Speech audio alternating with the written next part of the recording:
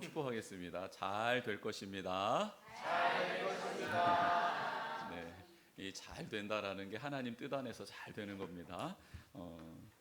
오늘 하나님께서 예레미야를 부르십니다. 11월 한 달 동안 이제 감사의 그 절기잖아요. 그래서 감사해야 될 것이 무엇인가 뭐 이런 것들 좀 고민을 좀 했습니다. 그런데 감사한 것 중에 가장 으뜸이 무엇일까라고 했을 때 예수님이 우리를 찾아오신 거, 그리고 예수님이 우리에게 말씀해 주시는 거, 이게 복 중에 복이 아닌가 생각이 들었습니다. 그래서 가장 암울한 시기를 살아가고 있는 이스라엘 백성들, 이제 남유다도 곧 40년 후에는 이제 망하게 되는 이 시점에 하나님께서 예레미야 선지자를 부르시는데 이 장면이 이렇게 좀 생각났고 마음에 와 닿았습니다. 어려운 시대이고 혼란의 시대를 살아가고 있는 요즘 아닙니까?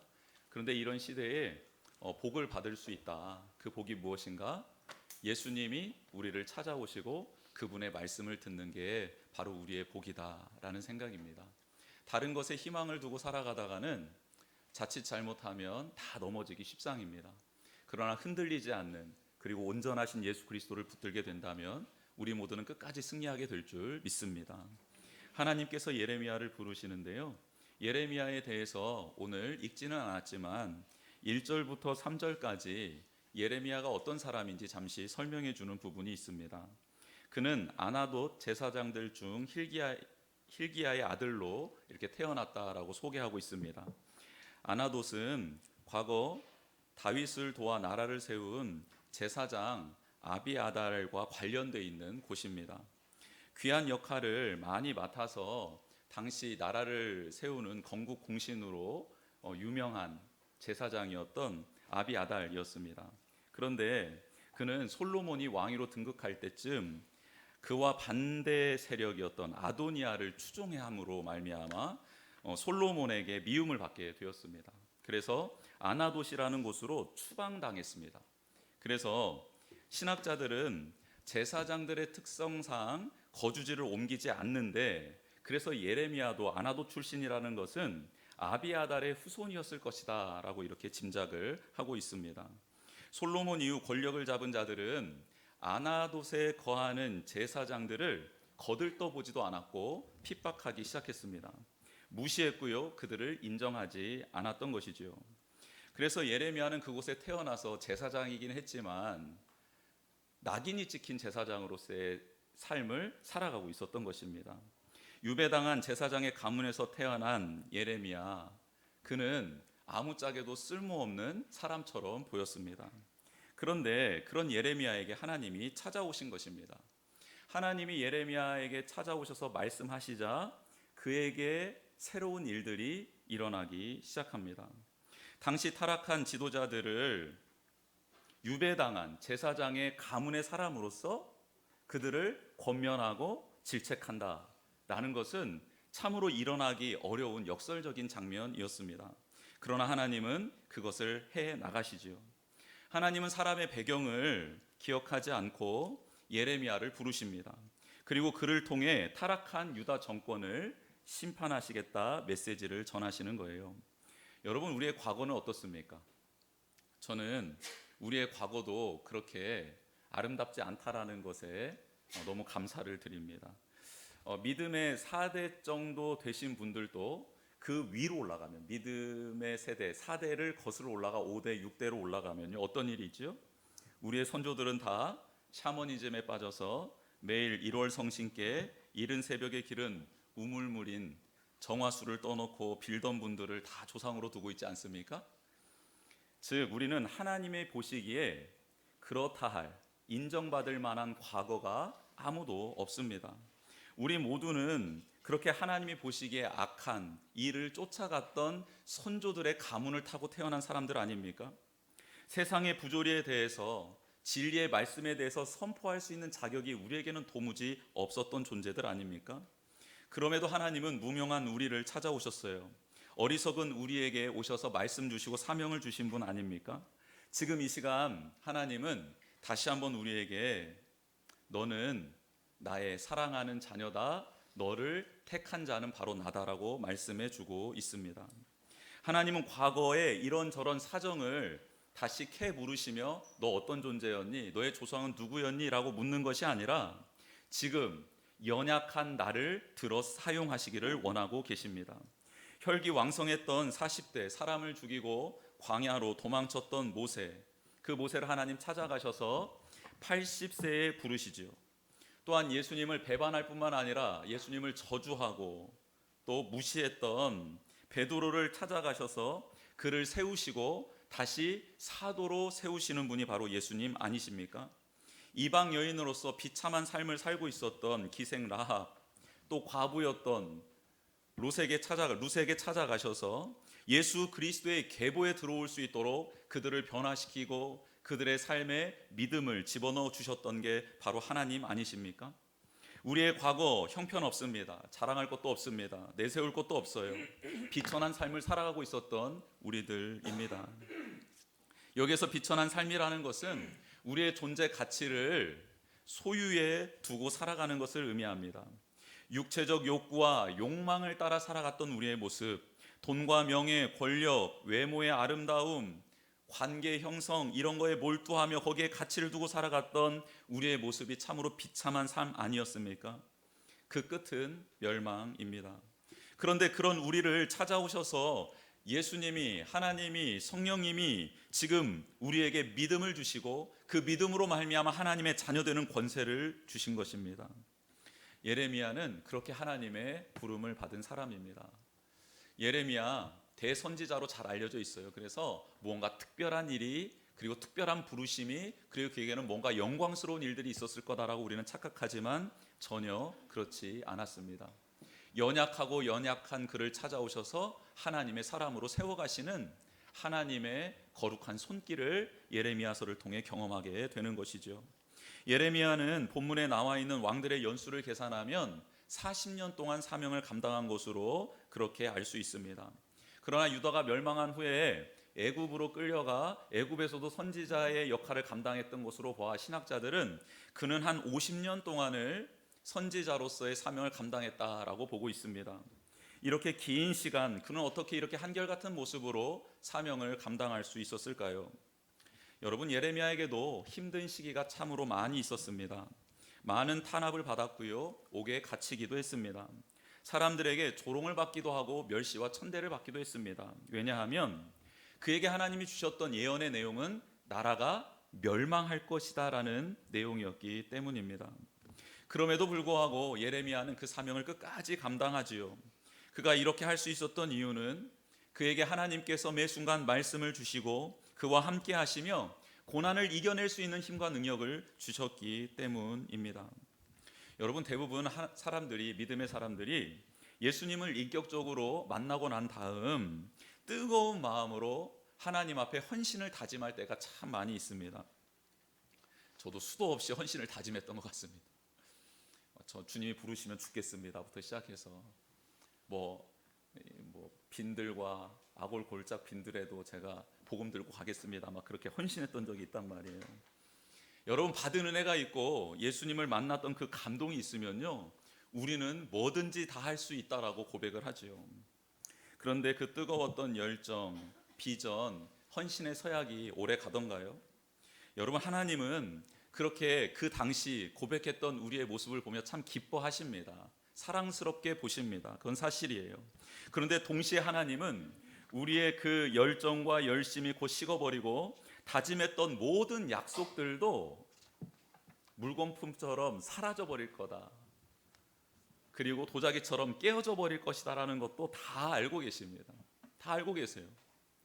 그러면 하나님은 우리가 그 약속한 것을 지키지 않는다고 벌을 주시는 분입니까? 아니죠. 벌을 주시는 분이 아닙니다. 우리가 약속할 때 그 진심과 진실을 받아주셔서 하나님은 우리가 그것을 끝내 이룰 수 있도록 도와주시고 용기를 주시고 우리의 삶을 인도해 가시는 분이신 줄 믿습니다. 처음에는 뜨거웠다가 식어버린 자신의 모습을 보며 우리는 실망할 때가 종종 있습니다. 그러면서 하나님을 떠나버리죠. 하나님, 이런 저는 하나님을 사랑할 자격이 없습니다 하고 돌이켜 떠나버리는 사람들이 있습니다. 그런데요, 그에 반해서 식어버린 나라도 다시 받아주실 하나님의 은혜와 능력을 기대하며 하나님께 나와 하나님 다시 한번 제게 은혜를 베풀어 주십시오. 이렇게 식어버린 자, 하나님께 약속했던 것을 헌식장처럼 버려버리는 나일지라도 하나님이 다시 붙들어 주신다면 나는 살 수 있습니다라고 엎드리는 성도들도 있다라는 것입니다. 저희는 후자가 되어야 될 줄 믿습니다. 예레미야도 지칠 때가 있었습니다. 옥에 갇혔을 때 아무것도 먹지 못했을 때가 있었어요. 점점 초췌해져 갑니다.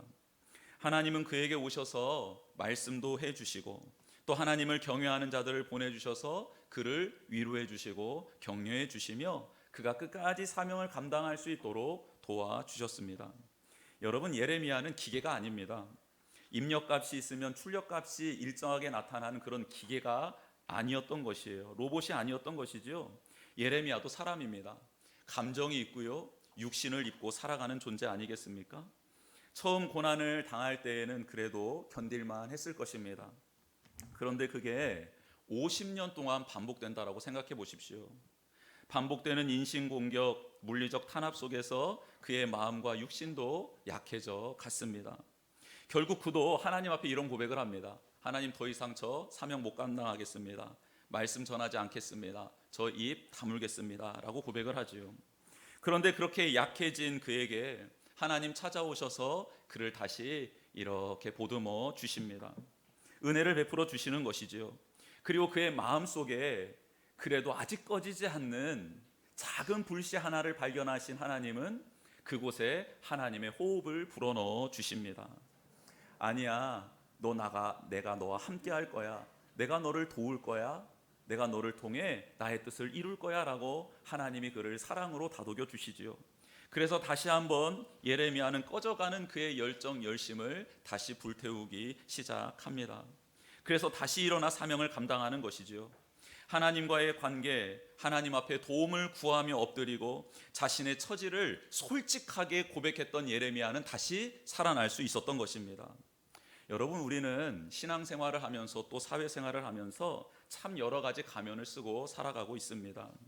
왜냐하면 그렇게 가면을 쓴 모습을 사람들은 좋아하기 때문입니다. 그래서 우리는 이제 그 가면을 쓴 나의 모습이 진짜인지 아니면 가면을 벗은 나의 모습이 진짜인지를 망각하고 살아갈 때도 종종 있습니다. 세상은 사람들은 우리의 가면 쓴 모습을 원하기 때문에 우리는 계속해서 그 가면을 쓰고 출근을 하고 교회에 나아오기도 합니다. 그러나 하나님은 우리가 가면을 쓰지 않는 모습, 그 모습 그대로를 사랑해 주시고 그 모습을 기다리고 계십니다. 그 모습 그대로 하나님은 우리를 거룩한 일꾼으로 사용하실 수 있고 거룩한 사명을 맡기실 수 있는 분이기 때문입니다. 문제는 가면을 쓰고 있는 한 하나님과 동행하는 길은 묘연해진다라는 것입니다.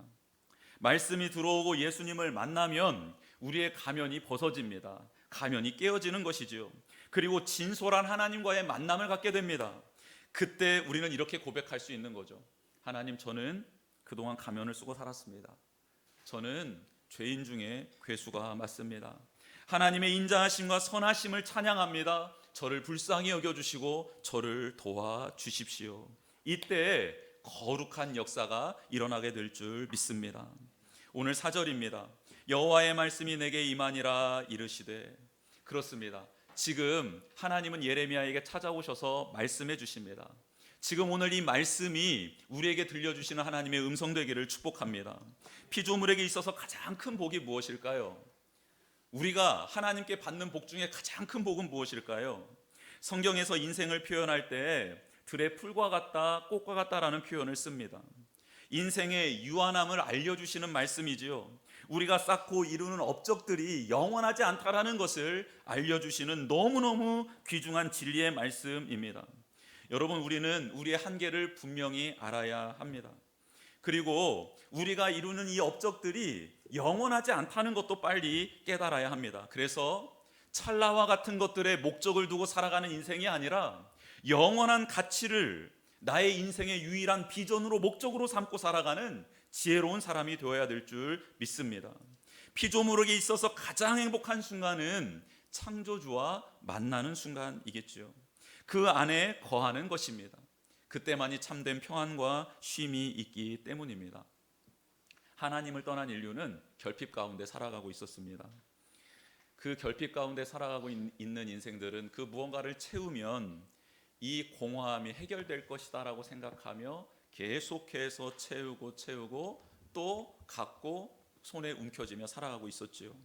그런데요, 아무리 많은 자원이 들어와도, 아무리 많은 것을 소유해도 우리는 그것을 제대로 운용할 능력이 없기 때문에 다 새어나가고 맙니다. 그래서 다시 공허해지는 것이죠. 남의 것을 빼앗아 보기도 하고 새로운 것들을 개발해 보기도 하지만 결국 그 모든 것들은 나를 죽이고 그 누군가를 죽이는 일로 쓰임받고 있는 악순환이 반복되는 게 이 세상 아니겠습니까? 이런 악과 죄에서부터 우리를 해방시켜 주시기 위해서 하나님은 아브라함을 택하셨고, 아브라함에게 2000년 후에 일어날 복의 근원 되시는 예수 그리스도가 이 땅에 오실 것이다라는 약속을 주셨지요. 예수님은 그렇게 약속대로 이 땅에 오셨고 복의 근원이 되어 주셨습니다. 요한복음에 보면 말씀이 육신이 되어 우리 가운데 오셨다라고 예수님에 대해서 알려주고 있습니다. 그 예수님을 영접한 자, 그분의 말씀이 우리 가운데 임할 때 우리는 거듭나고 새로워질 수 있다라고 말씀해 주고 있습니다. 빛이 어둠에 들어왔다. 그러나 어둠이 그 빛을 알아보지 못한다. 그러나 빛을 알아볼 때 영원한 생명으로 거듭날 수 있다라고 말씀해 주고 있는 것입니다. 예레미야는 이렇게 우울한 삶을 살았고 낙인 찍힌 삶을 살고 있었지만 하나님의 말씀을 받은 후 완전히 새로운 삶을 살게 됩니다. 말씀이 임하기 전과 후가 달라진 것이죠. 말씀 안에는 능력이 있습니다. 말씀 안에는 생명이 있습니다. 말씀 안에는 우리를 온전히 새롭게 하는 능력이 있는 줄 믿습니다. 우상을 섬기며 죄악 가운데 살아가고 있었던 자에게 하나님의 말씀이 임하자 믿음의 조상이 되었습니다. 양을 치던 목동에게 하나님의 말씀이 임하자 그 말씀을 붙들고 살아간 그는 민족의 지도자가 될 수 있었던 것이죠. 이 시간 하나님의 말씀이 우리 가운데 임하게 되기를 주님의 이름으로 축복합니다. 5절입니다. 내가 너를 모태에서 짓기 전에 너를 알았고 내가 배에서 나오기 전에 너를 성별하였고 너를 여러 나라의 선지자로 세웠노라 하시기로. 하나님은 예레미야에게 하나님이 누구신지를 자세하게 가르쳐주고 계십니다. 예레미야는 상상할 수도 없는 영역에서 하나님은 일하고 계신 분이다. 모든 것을 알고 계시는 분이 바로 하나님이시다라고 알려주고 계십니다. 하나님은 그가 태어나기도 전에 그를 거룩하게 구별하셨다라고 말씀해 주십니다. 사랑하는 성도 여러분, 우리가 지금 이 자리에 이렇게 예배드리고 있잖아요. 우리가 태어나고 지금까지 살아왔던 이 삶을 하나님의 관점으로 바라보면 어떻게 바라볼 수 있냐면 절대 우연으로 된 일이 하나도 없다라는 것입니다. 우리가 태어나서 자라서 지금 이 자리에 있기까지 우리는 인식하지 못하고 있지만 하나님의 변함없는 손길이 우리를 붙들고 인도해 주셨음을 믿으시기를 바랍니다. 예레미야의 나이를 신학자들은 20대에 부르심을 받았다라고 추정합니다. 20대 초반으로 생각을 해요. 그는 20년 동안 아나돗에서 살았다 말씀드렸습니다. 그는 소심했어요. 여기저기 눈치를 보느라 바빴던 사람입니다. 그럼에도 하나님은 그의 부모님을 통해 또 주변 어른들을 통해 믿음의 동역자들을 통해 그를 다듬어 오셨다라는 거예요. 그리고 20년이 지난 이 시점에 하나님은 그를 찾아와 주셨고 그를 부르시며 그동안 내가 너를 어떻게 만지고 인도하고 지켜주었는지를 고백하고 계시는 장면입니다. 여러분, 이 고백을 우리 모두 받아야 합니다. 하나님께서 우리를 인격적으로 만나 주실 뿐만 아니라 하나님이 우리를 태에서부터 지켜주시고 태어난 이후에 우리를 지켜주시고 보호해 주셨다라는 이 하나님의 고백을 우리 모두 들어야 된다라는 거예요. 그래야 우리는 다시 새롭게 거듭날 수 있고 하나님 뜻 안에서 살아갈 수 있는 존재로 다시 거듭나게 된다라는 것입니다. 20년이라는 시간 예레미야에게 있어서는 녹록하지 않은 시간이었습니다. 왕의 권력의 견제와 통제를 받아야 했어요. 왕과 함께한 제사장의 그룹들의 그 눈치들을 봐야 했습니다. 솔로몬 왕에 의해 유배되어 온 제사장의 혈통이라는 그 오명을 그는 계속해서 뒤집어 쓰고 살아야 했다라는 거예요. 여러분, 낙인 찍혀 살아가는 삶은요 굉장히 고통스러운 삶입니다. 이렇게 힘겨운 나날들을 보냈어요. 마음에 커다란 상처와 짐에 눌려 있었던 예레미야였습니다. 즉 우리도 과거의 상처들로 말미암아 하나님 앞에 엎드릴 경우가 참으로 많이 있지 않습니까? 그리고 하나님 앞에 우리의 과거의 아픔과 상처들을 고백할 때도 많이 있지 않습니까? 예레미야에게 찾아오신 하나님은 그렇게 하나님 앞에서 엎드려 있는, 그리고 신음하고 있는 그에게 놀라운 사실을 가르쳐주고 있는 겁니다. 내가 너를 알고 있고 너를 구별하였다. 내가 너를 이제 열방의 선지자로 세우겠다라고 하십니다. 그러면 이 메시지를 들었던 예레미야는 어떤 반응을 보여야 할까요? 우리는 하나님께서 우리에게 찾아오셔서 내가 너를 사랑하고 있어, 내가 너를 지키고 있어, 내가 너를 통해 이런 일을 이루고 싶어 라고 말씀해 주실 때 우리는 어떻게 하나님께 반응할 수 있겠습니까? 예레미야가 반응한 모습을 한번 볼까요? 6절입니다. 내가 이르되 슬프도소이다. 주 여호와여 보소서 나는 아이라 말할 줄을 알지 못하나이다 하니. 여러분, 기쁘고 감격스러울 줄 알았는데 예레미야는 슬프고 두려웠던 것입니다. 이제껏 하나님의 관점으로 살아본 적이 없기 때문입니다. 패배자의 관점으로, 어린아이의 관점으로 그렇게 살아왔던 게 예레미야의 삶이었기 때문입니다. 한순간 임한 하나님의 말씀으로 인해 그가 순식간에 변화되었으면 좋았으련만 그렇지 않고 그는 슬픔에 잠기고 두려움에 잠기게 된 것입니다. 여러분, 우리도 비슷한 경험을 하지 않습니까? 나를 향한 거룩한 말씀, 위로의 말씀, 능력의 말씀이 임했음에도 불구하고 우리는 그 자리에서 변화되기보다는 슬픔 가운데 거하거나 두려움 가운데 거할 때가 있더라는 것이죠. 예레미야는 지금 하나님께 이렇게 외치고 있는 것 같습니다. 하나님, 저를 보십시오. 제대로 봐주십시오. 저는 이런 처지입니다. 상처투성이고요, 자존감도 낮고요, 누가 큰 소리로 말해도 심장이 두근거려 일어서지도 못하는 존재입니다. 제사장 가문에서 태어났지만 정체성도 미비한 사람입니다. 하나님을 경외하라고 배웠지만 하나님이 우리를 버렸다라고 생각하며 지내왔던 세월이 20년입니다. 그런데 오늘 제게 주신 이 말씀은 너무 감당하기 어렵습니다. 하나님이 저를 사랑하신다고요? 저를 지켜주시겠다고요? 보호해 주시겠다고요? 믿어지지 않습니다. 저를 통해 하나님 큰 일을 이루시겠다고요? 저를 죽이려는 이 사람들 앞에 세우셔서 하나님의 뜻을 이루시겠다고요? 저는 그럴 자격조차 없는 사람입니다. 하나님, 저는 아닌 것 같습니다. 잘못 찾아오신 것 같습니다. 이렇게 예레미야는 하나님 앞에 두려움 가운데, 슬픔 가운데 고백하고 있는 것 같습니다. 세상에 살면서 우리도 어느새 하나님이 나를 바라보는 관점으로 살아가기보다는 내 상처에 파묻혀서 혹은 세상이 바라보는 관점으로 그렇게 자신을 인식하며 살아갈 때가 참 많이 있는 것 같습니다.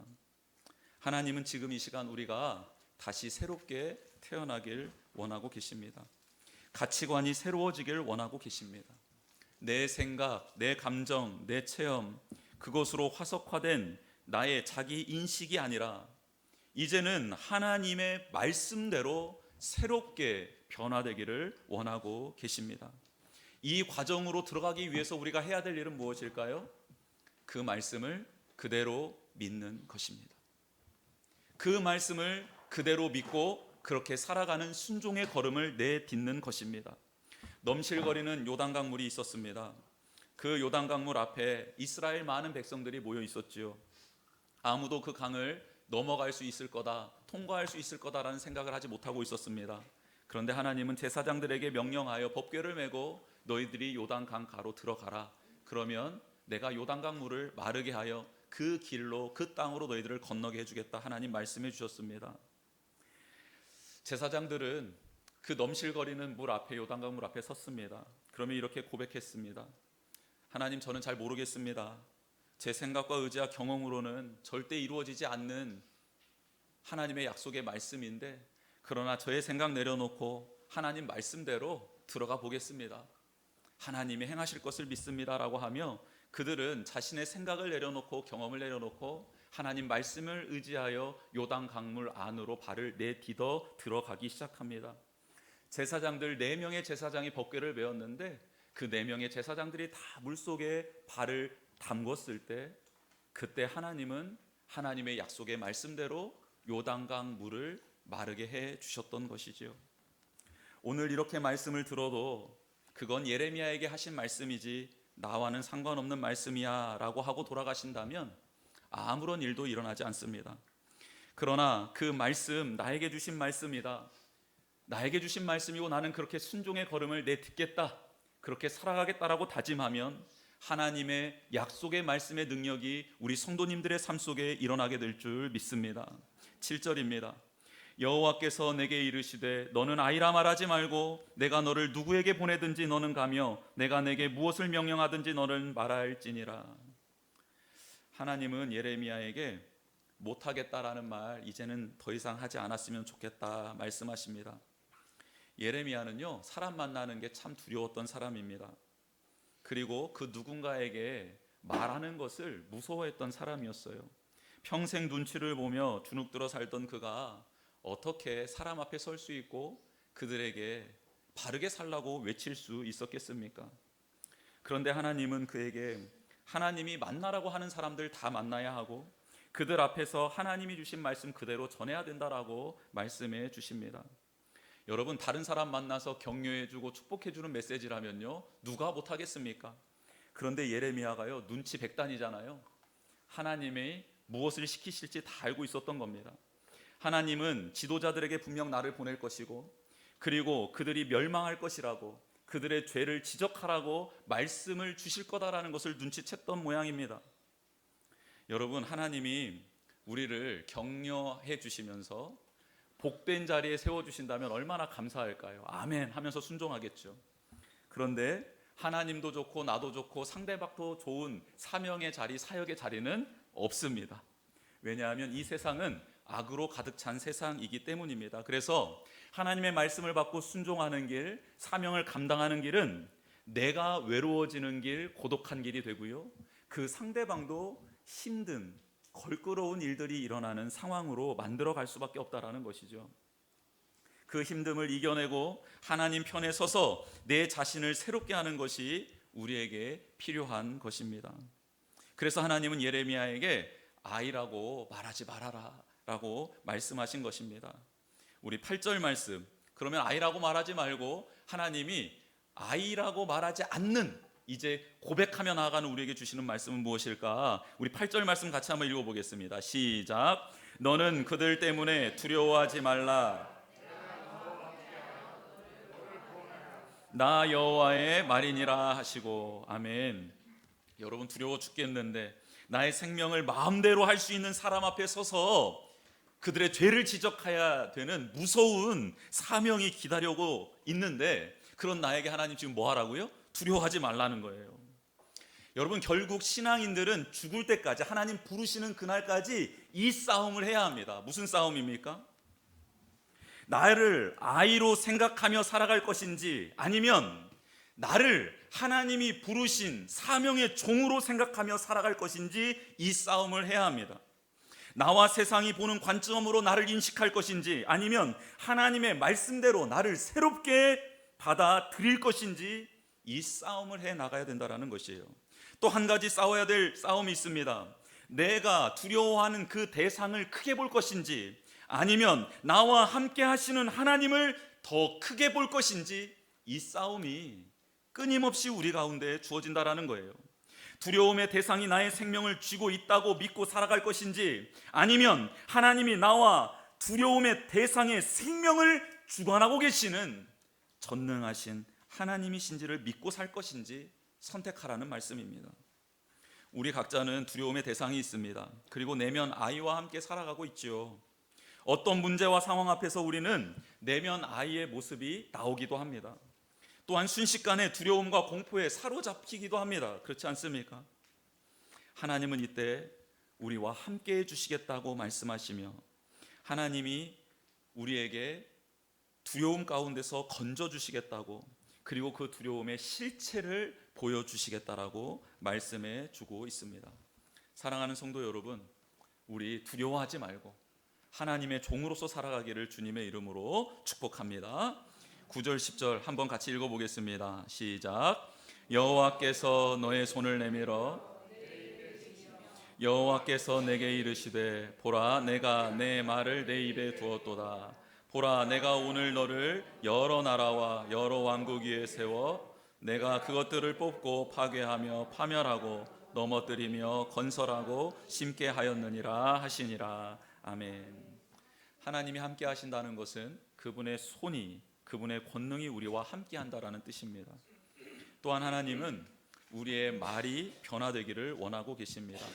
나는 아이라에서 나는 하나님의 종입니다로, 나는 저들을 두려워합니다 라고 말하는 것에서 저는 하나님을 신뢰합니다 라는 말로 바뀌기를 원하고 계십니다.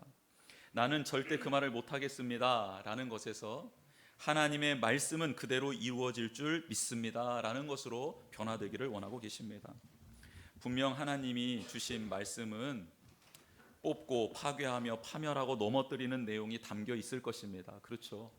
심판의 메시지 담겨 있을 것입니다. 그런데 그게 끝이 아닙니다. 이어서 건설하고 심는 말씀도 주시겠다라고 약속해 주시죠. 즉 우리는 이 세상의 악을 끄집어내고 들춰내는 일뿐만 아니라 그들의 상처를 싸매고 돌보는 일까지 우리에게 맡겨주셨다라는 것입니다. 그런데 예레미야가 한 나라의 왕국을 또 한 민족을 말 한마디로 뽑고 파괴하고 혹은 건설하고 심을 수 있겠습니까? 예레미야에게는 그런 능력이 없습니다. 그래서요, 오늘 이 말씀을 주신 하나님은 우리가 그런 능력이 있어서 이 일을 맡기는 게 아니라 그 말씀을 주신 하나님이 하실 거다라는 사실을 기억하라고 주신 말씀인 줄 믿습니다. 그래서 우리가 해야 될 일은 무엇입니까? 하나님의 말씀을 받은 자로서 그 말씀을 전하고 순종하되 이루시는 이는 하나님이심을 믿고 그분을 끝까지 신뢰하는 것이 우리가 해야 될 일인 줄 믿습니다. 말씀을 주신 하나님 앞에 깨어 구하기를 원합니다. 하나님, 제 입에서 하나님의 말씀을 거두지 말아 주시옵소서. 주님의 권능의 손이 늘 저와 함께 하기를 원합니다. 그렇게 겸손히 엎드려 그 하나님의 말씀이 내 입에서 떠나지 않고 그 손이 나에게서 떠나지 않기를 간구하는 겸손한 기도자만이 그 사명을 온전히 감당하게 될 줄 믿습니다. 이 시간 같이 기도하며 또 나아가도록 하겠는데요, 먼저 주보의 내용 채워보도록 하겠습니다. 첫 번째, 하나님은 연약한 예레미야를 찾아오셨어요. 그가 사명을 감당할 수 있도록 은혜와 능력으로 함께 하셨습니다. 우리에게도 동일하게 하실 줄 믿습니다. 두 번째, 하나님의 관점으로 나를 바라보고 내가 두려워하는 존재보다 더 크신 하나님을 바라봅시다. 세 번째, 말씀이 내 입술에 떠나지 않고 주님의 권능의 손이 나를 붙들어 주시길 매일 하나님께 간구하는 우리가 되었으면 좋겠습니다. 하나님께서 우리를 찾아오시고 우리와 함께 하시는 것이 우리의 감사의 제목이 되기를 주님의 이름으로 축복합니다. 우리 이 시간 같이 찬양하고 기도하도록 하겠습니다. 나의 하나님이라는 찬양인데요, 이 찬양 같이 고백하면서 하나님의 은혜 사랑을 기억하고 찾아오신 하나님 안에서 새롭게 세워져 나가는 우리가 되었으면 좋겠습니다.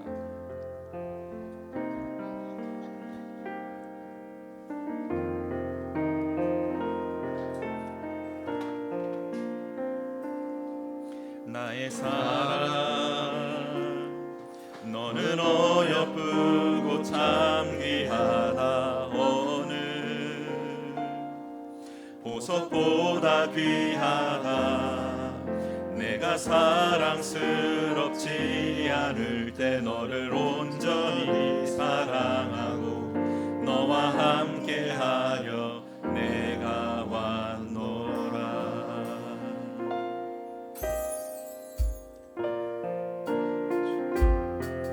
주의 사랑,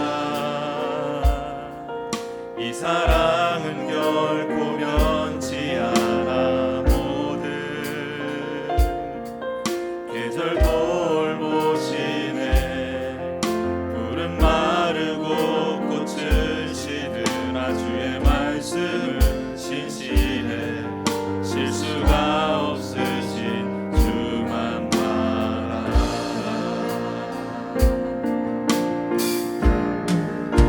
주님